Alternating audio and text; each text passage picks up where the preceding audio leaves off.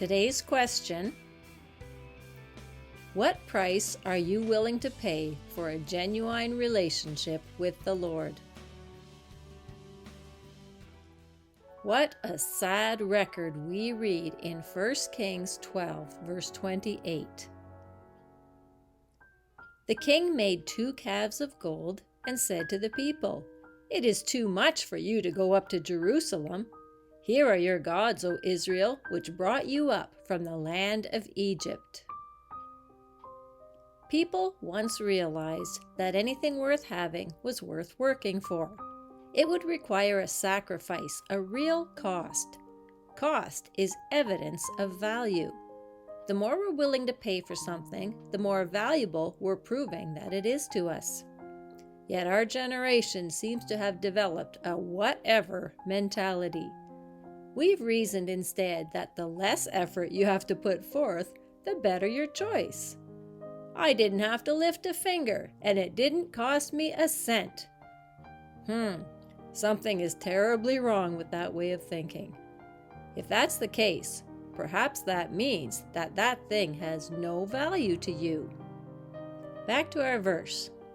King Jeroboam wanted to be sure that his subjects would not change loyalties, yet he knew that many would make the trek to Jerusalem for the Jewish feasts. He was afraid that these trips would win the hearts of the people back to King Rehoboam of Judah. So what did he do? He made 2 calves and placed one in Bethel and one in Dan. He told the people pointedly, "What God has asked of you is too difficult. You don't need to travel all the way to Jerusalem for his sacrifices. That would set you back a lot in time and expense. We'll just replace Almighty Jehovah with these man-made golden calves. You can offer sacrifices to them and worship them, just as though they were Jehovah himself." Yes, it was a sad and costly day for Israel. Yet this is exactly what is happening with Christianity. We have said concerning the gospel, "Oh, this is too much for you.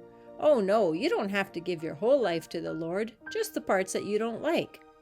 Oh, you're uncomfortable listening to convicting messages about sin and judgment? Then let us entertain you instead. God loves you, so just come and join our church, okay?" It can be really tempting to follow the path of least resistance. Who wants to be troubled with time and energy? Who wants to go through the emotional strain of pouring their heart out before the Lord day after day? Who wants to spend money for his purposes when there is so much new stuff calling for our attention? God loves us, and he knows that in sacrifice lies blessing. People seem to want a convenient religion, but when we reduce the cost of obedience, we all but do away with its value.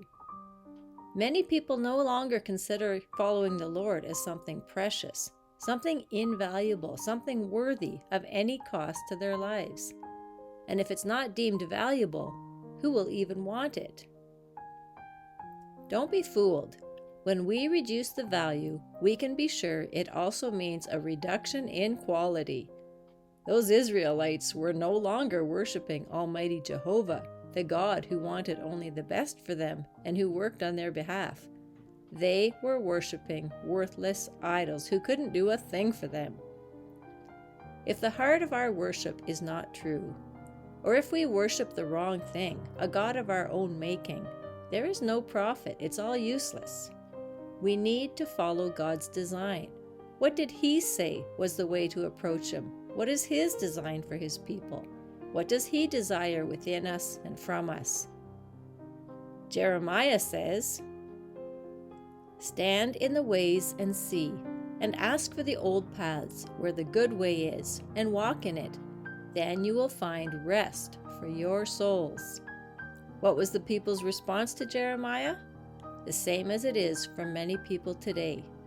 They said, "We will not walk in it." They liked things the easy way. Why should they bother stressing about God's way? Who were they hurting? Jeremiah has a lot to say about the people's desire to worship in their own way, mixing and confusing truth with the imaginings of their own hearts. but God will not accept a twisting of His truth. When we mix truth with untruth, it's no longer true. 9 kings and 90 years after King Jeroboam fashioned these golden calves, we read that King Jehu was still following in his sins. Jeroboam had set the stage for generations to come. There is only one God, one gospel, and one way to come to Him, through Jesus Christ the Lord. Value these. Be willing to pay any price to keep the gospel pure in your life.